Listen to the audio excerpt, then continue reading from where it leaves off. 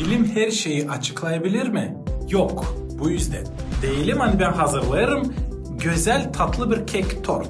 Eğer ben olaydım bilim adamı ben size söyleyebileceğim ne fiziksel prosesler olur, ne kadar şeker, ne kimya elementleri var bu kek içinde. Doktor olaydım ben size anlatacaktım ne fayda hem ne kötü olur biz kek yerken.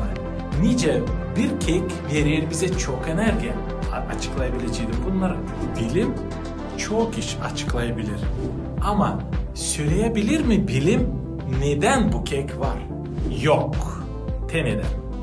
Bu soruşa cevap verebilir sadece o insan kim pişirdi, hazırladı, yaptı bu keki. Benim sevgili eşim Ludmila pişirdi bu keki. Biz ailemizle bile sevinelim, yiyelim onu akşam yemeğinde. Bilim çok iyi cevap verir ne sorularına. Ama bilim cevap veremiyor neden sorulara. Neden biz varız bu dünyada? Hem var mı bu yaşamanın manası, amacı? Bu soruşa cevap bulma dini lazım sorma yaratıcıda.